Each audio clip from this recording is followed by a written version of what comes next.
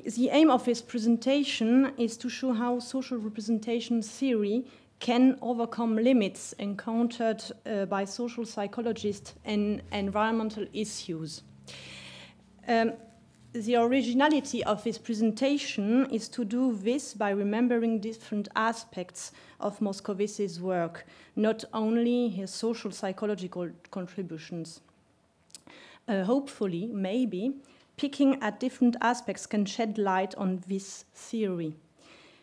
In my opinion, this can help to understand the very complexity of the theory by offering some anchoring possibilities in order to familiarize with the theory. I have to say that what I want to present are only some kinds of, it should lead to a discussion, and in 20 minutes it's impossible to go deeper in the theory, but yeah. So what I am talking about in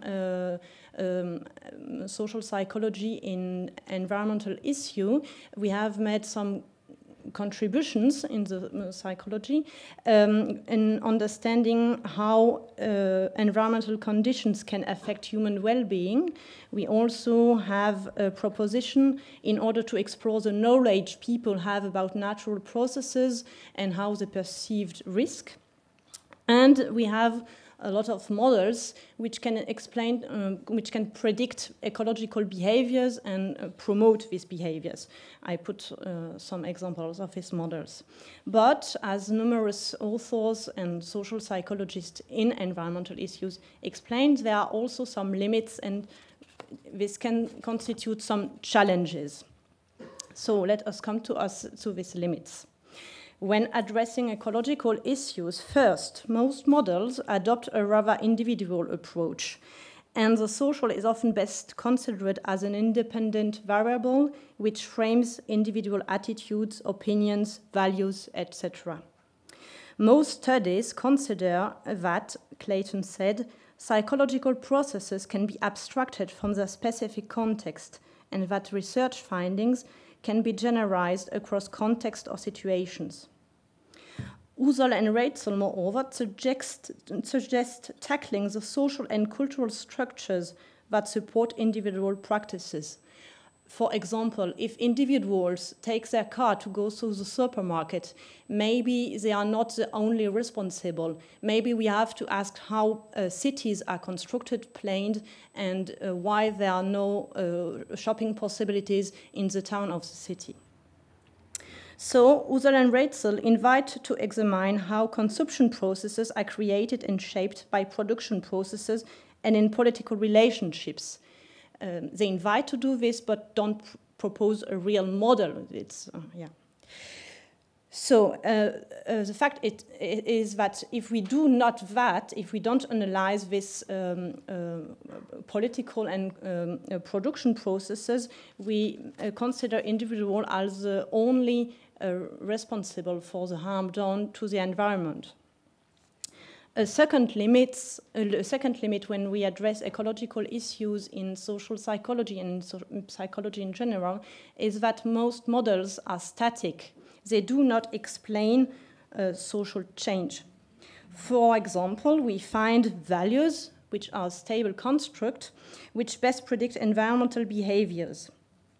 Only a few propositions exist to engage with explaining social change, Clayton said. Third, traditional model of science communication focuses on deficiencies of the public, and they adopt the point of view that scientists may relay information to the ignorant public. The public's information is right or wrong, absent or present, compared to the scientific information. This model has some limitations.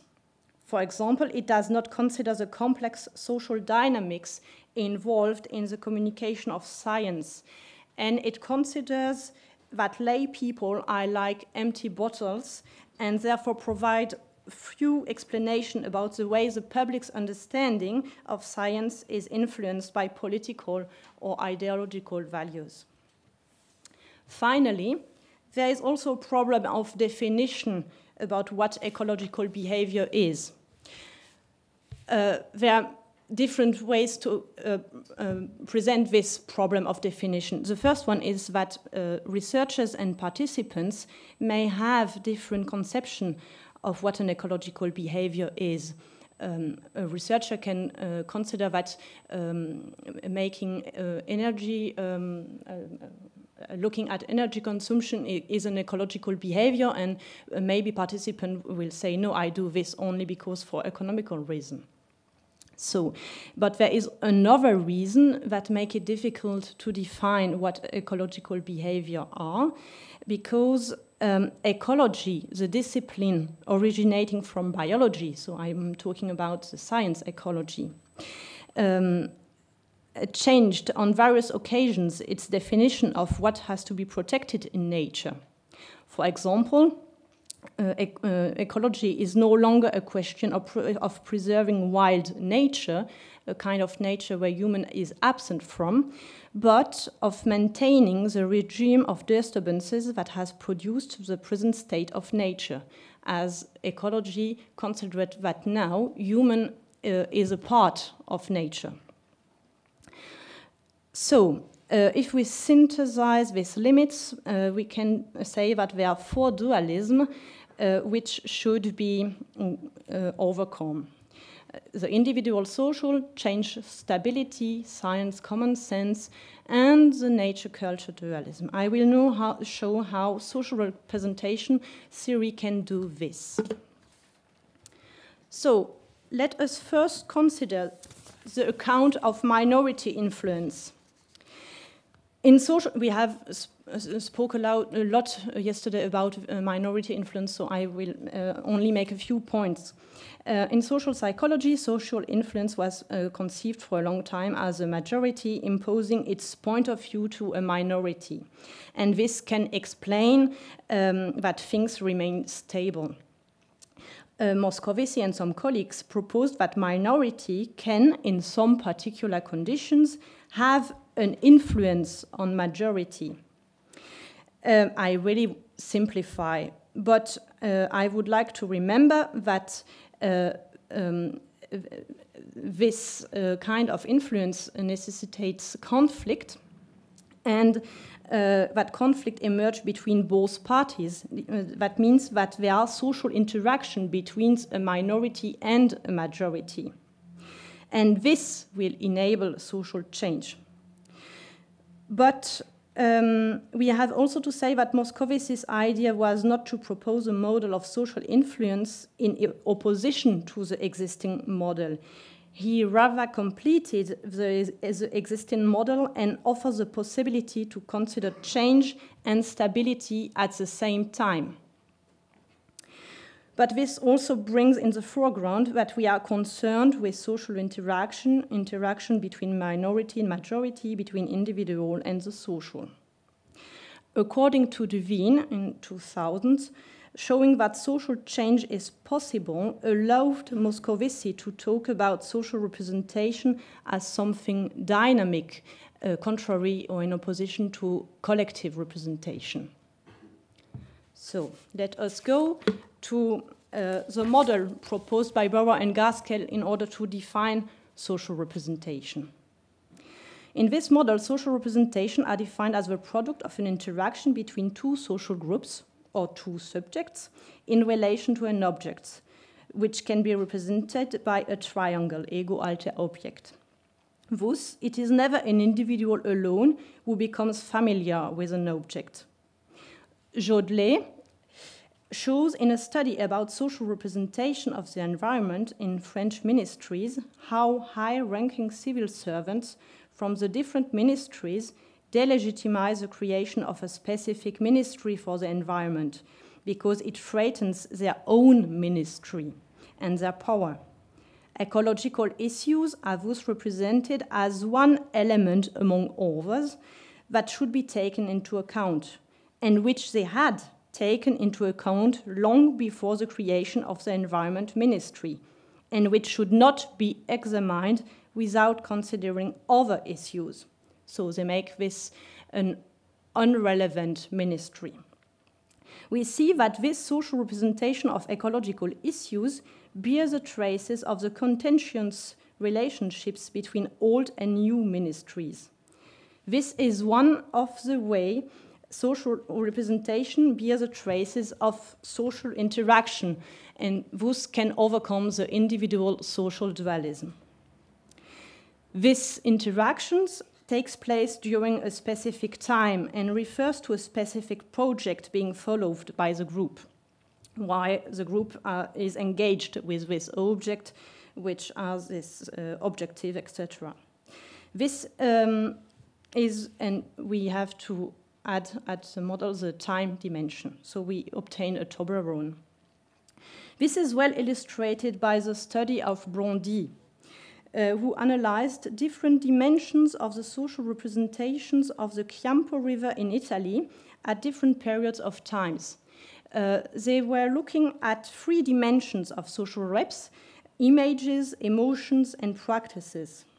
They outlined in the study how inhabitants moved from a negative representation, images of death, negative emotion, avoiding using water for animals, etc., how they move from this negative representation to a more ambivalent representation during the second period, and then in the third period, only the dimension of practices still outlines negative representation of the river through strategies of avoiding water.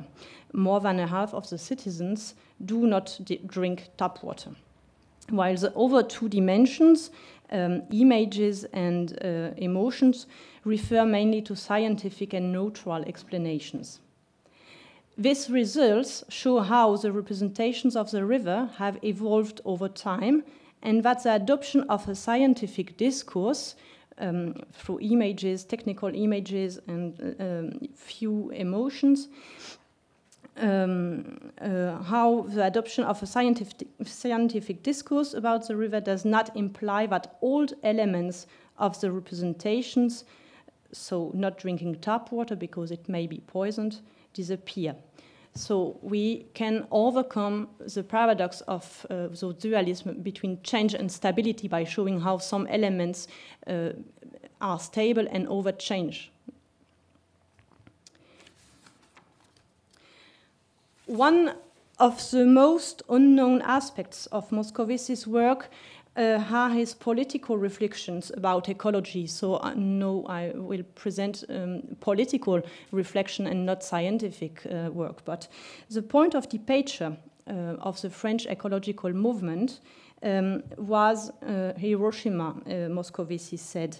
And this event outlines that science can be dangerous for humanity and is not always a good thing. Thus, the ecological movement denounced the domination of science, which denigrates common sense, and replaced the politics with expertocracy. The idea was that knowledge should replace beliefs, values. This is something like the zeitgeist. But Moscovici wrote that we can't do politics only with science, because political actions are guided by an idea of what is good, what is desirable, what is not. So it is based on an opinion. Thus, the very political idea of Moscovici was to make the world wild anew, what he called réensauvagement du monde. That means to keep alive beliefs, emotions, values, and this should not exclude thought and maybe knowledge. I don't know if I have time, but this is a very different position, point of view of political ecology that we have, the one we have today in France also. But to conclude on this slide, we find in its political reflections the idea that science and common sense should not be opposed, but should be articulated, and maybe what he proposed with social representation theory is to understand how these different kinds of knowledge are articulated. So let us come back to social representation theory. And to complete a model, we begin to present. So individuals, said Bauer and Gaskell, belongs to different groups following different projects at the same time. So maybe social representation are best represented by different triangles or by different Toblerones if you add the time dimension. These Toblerones can overlap. Some discourses are shared by different groups, and they can also bump into each other and influence each other, forming a kind of windrows. Consequently, social representation themselves feed on these different types of rationalities and knowledge, and their simultaneous use refers to cognitive polyphasia. For example, in a study about the way groups face the threat of collective responsibility for ecological issues, we show that the same group refer to different kinds of knowledge, a kind of biological knowledge, sociological knowledge, economical knowledge, according to the social categorization they just choose to refer to. So we have a cognitive polyphasia in the way they explain pollution.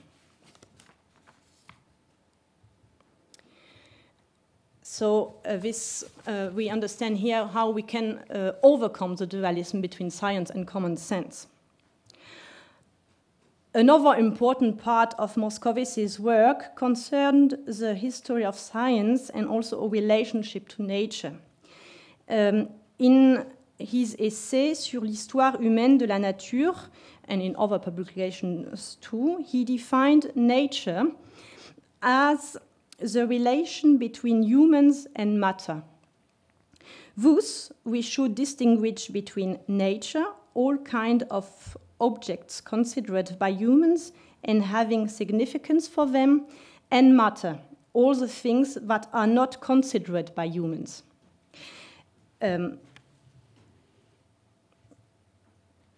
And nature appeared as the product of a historically and culturally situated process with matter. For example, electricity existed as an abstract natural force before becoming a productive force, and just before it was nothingness. It does not exist for humans.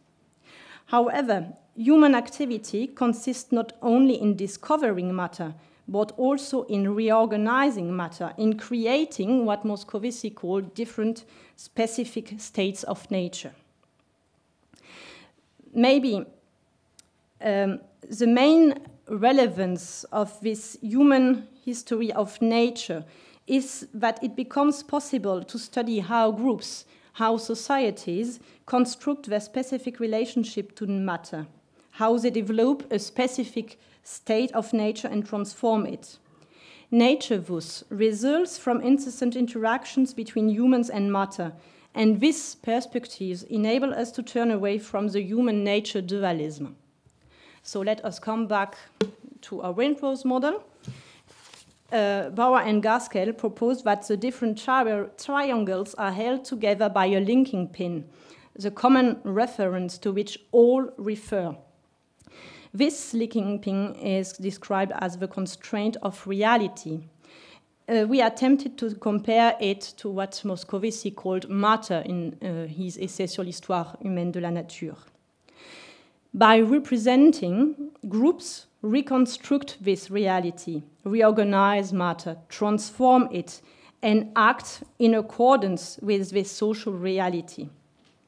For example, a study by Battle in 2015 show how groups decide which landscape to protect, and the representation they have about what is nature will create specific state of nature. So the representation itself transforms the reality and becomes reality.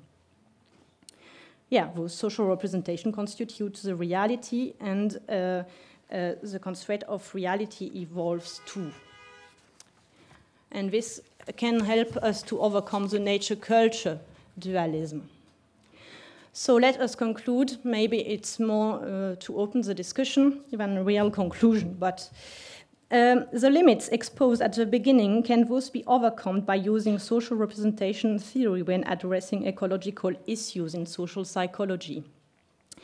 To the limit of an individual approach, we found in Moscovici's work a way to analyze the interaction between the individual and the social. In order to overcome the dualism science, common sense, he invited us to consider how different forms of knowledge fit social representations, construct or reality. Having difficulties to explain social change, he made propositions in order to articulate stability and change. Thus, Moscovici do not only propose alternatives, models that exist because they oppose to previous models, some would say critical approaches. On the contrary, I have the feeling that it appears throughout his numerous contributions that he furnished possibilities to articulate different perspectives, to approach them on what we call a dialectical approach. This is true for ecological issues, but also for other domains like intergroup relationships, as Juan Pérez outlined yesterday and as Moscovici exposed in a paper in 2011, an essay on ethnic minorities. However, maybe ecological issues are specifically relevant in order to illustrate this, probably because when we ask what nature is, it is what reality is.